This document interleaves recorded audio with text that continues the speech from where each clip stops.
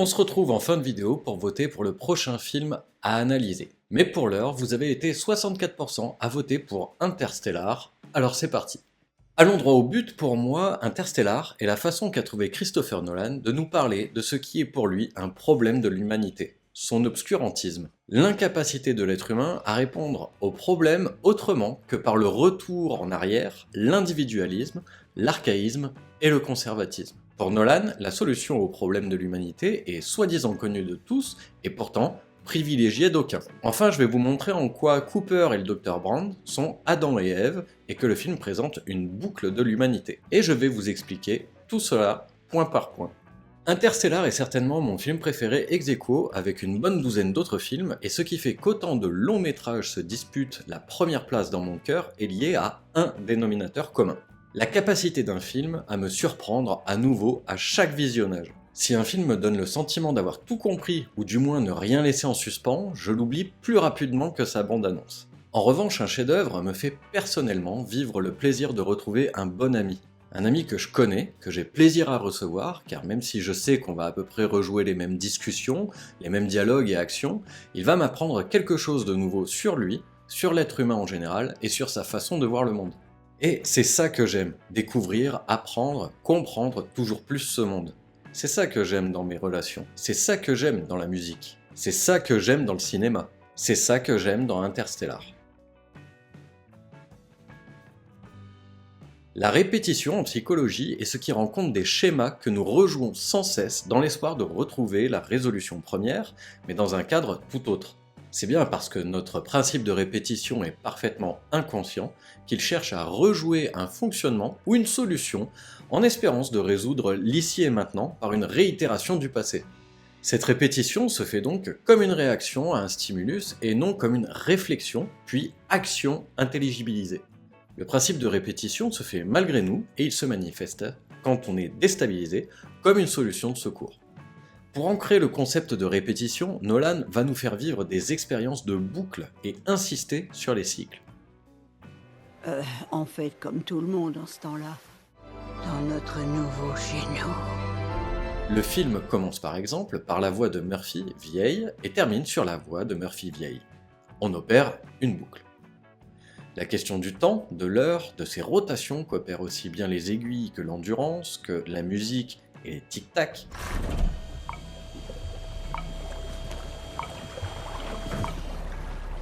nous évoque la redondance. La NASA, la station spatiale, tout nous répète à quel point on tourne en boucle. De façon bien plus métaphorique, la façon dont les gens souhaitent trouver une solution aux problèmes écologiques est très archaïque. Ils se tournent principalement sur l'agriculture, alors qu'un parasite ravage toutes les récoltes. Ça me fait personnellement penser à un fonctionnement moyenâgeux. De la même façon, l'école aussi pousse à ce passéisme en changeant les livres d'histoire, en faisant croire que la conquête spatiale n'était qu'une propagande. Selon l'institution éducative en place, il faut produire à manger, mais ne pas réfléchir à d'autres solutions. Deux mondes s'affrontent donc, les progressistes et les conservateurs. Encore une répétition de toujours chez l'être humain, ce qui nous amène à la défense psychique. La défense psychique, elle, est un recours que l'être humain met en place face à une angoisse, un conflit psychique ou une problématique qu'il n'a pas encore pu se représenter et donc résoudre autrement. En termes de psychologie, chacun met en place des défenses psychiques différentes. Pourtant, chez l'humain, on retrouve des défenses psychiques qui sont plus répandues et utilisées que d'autres, comme un socle commun. On peut donc citer le refoulement, la défense reine qui consiste à mettre hors de la conscience une pensée, une représentation, un désir ou une pulsion, exactement comme si ça n'existait pas. Autre mécanisme de défense dont on va avoir besoin, la régression. La régression désigne un retour en arrière dans un processus infantile ou du moins passéiste et donc la mise en place de comportements et solutions du passé. L'être humain apprend de ses expériences passées, de ses essais-erreurs, mais lorsqu'il est mis face à un nouveau problème ou un problème trop angoissant, la réponse privilégiée sera inconsciemment une réponse qui a déjà fonctionné par le passé. C'est pratique, sinon on ne pourrait pas réagir rapidement. La passivité aussi est une défense que l'être humain peut mettre en place. Il baisse les bras pour limiter son implication, pour limiter les répercussions vécues sur le plan personnel. De façon plus triviale, le mensonge, la tromperie, La manipulation saute aussi à voir comme des moyens pour l'être humain de se défendre de ses émotions, de sa réalité et de ses relations.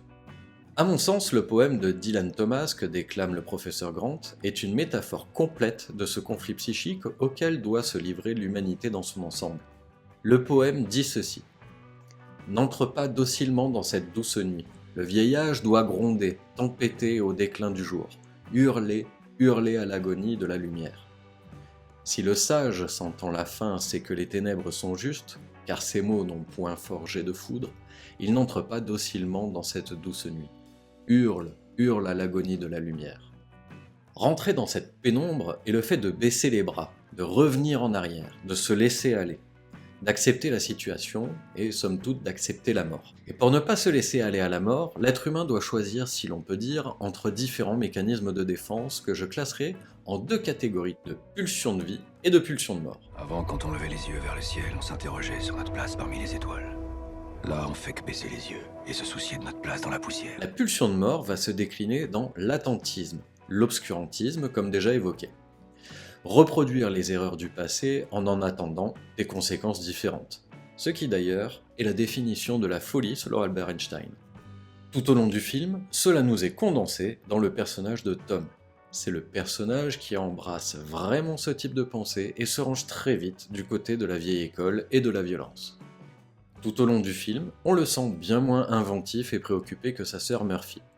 Il suit le mouvement, il suit les règles, et ne semble pas se poser plus de questions que ça. La défense psychique de Murphy, elle, représente ce que je classerais du côté de la pulsion de vie, avec une recherche de nouvelles solutions, d'émancipation par rapport aux solutions et fonctionnements connus. C'est elle qui va réfléchir et pardonner pour dépasser les blessures laissées par ses parents ou ancêtres. Même si elle semble davantage souffrir des choix de son père par exemple, elle va vouer sa vie entière à la recherche et à la découverte de solutions pour l'humanité.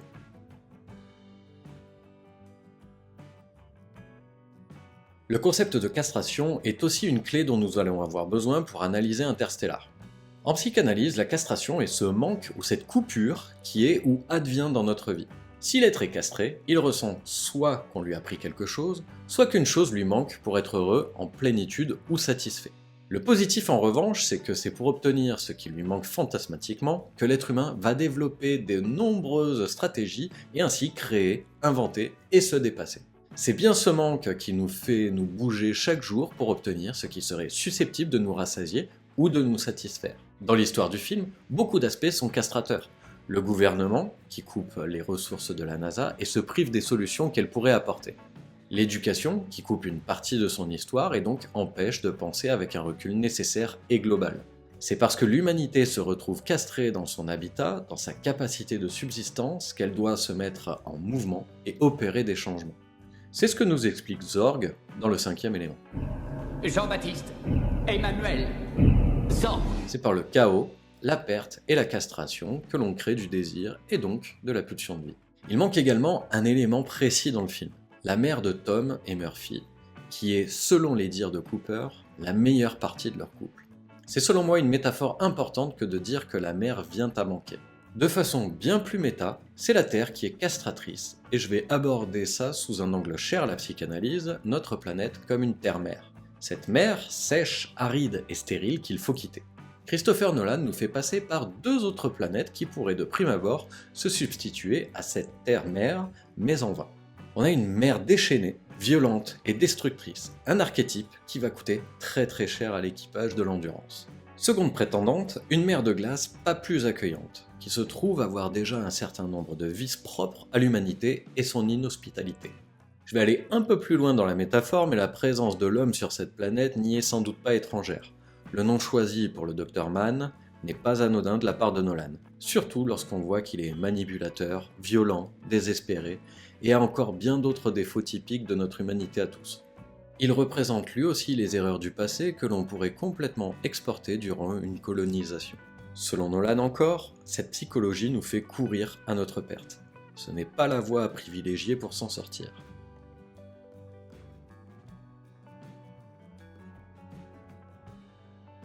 Enfin, la métaphore. La métaphore est le fait de substituer un signifiant, c'est-à-dire un mot, une image, un concept, par un autre, mais tout en gardant le même signifié ou même signification. Deux choses veulent dire à peu près la même chose. Cela permet donc de signifier quelque chose sans le dire ou le montrer. Le principe même du rêve et du cinéma en somme. Mais la métaphore est aussi intéressante pour évoquer quelque chose qui doit être caché, dissimulé ou encore à résoudre. En ce sens, Nolan nous abreuve de métaphores pour nous mettre sur la voie de son propos, et plus particulièrement avec les métaphores bibliques. Regardez bien, à la NASA, la première mission fut la mission Lazarus, en référence à Lazare, qui dans la Bible était mort mais a été ressuscité. De même, nous avons 12 astronautes, tout comme les 12 apôtres. La musique du film est principalement jouée à l'orgue, ce qui est quand même l'instrument emblème de l'église. Deux scènes montrent la création d'Adam de Michel-Ange, où ce sont en fait Cooper et Amelia Brand qui se touchent. Pour rappel, la création d'Adam est un tableau qui représente Dieu, qui tend la main vers le premier homme pour lui insuffler la vie. Dans cette métaphore, c'est Cooper qui insuffle une nouvelle vie avec le Dr Brand, et donc mon interprétation est qu'à la fin, Cooper retrouve Brand sur sa planète et sont les nouveaux Adam et Ève avec leurs milliers d'embryons, ce qui correspond au final au plan B du professeur Brand. C'est peut-être même sur la Terre, mais dans le passé qu'ils atterrissent. Je me pose la question puisque la thématique évoquée plus tôt de la boucle et du cycle pourrait faire penser que nous reprenons à notre véritable début. Dites-moi en commentaire si tu es plutôt d'accord ou pas avec cette interprétation. Si ce n'est pas le cas, ce ne serait pas une boucle véritable, mais une spirale qui répète sans pour autant reproduire à l'identique. En tout cas, ça n'est pas un hasard si Nolan veut nous transmettre un message plus large ou encore plus universel.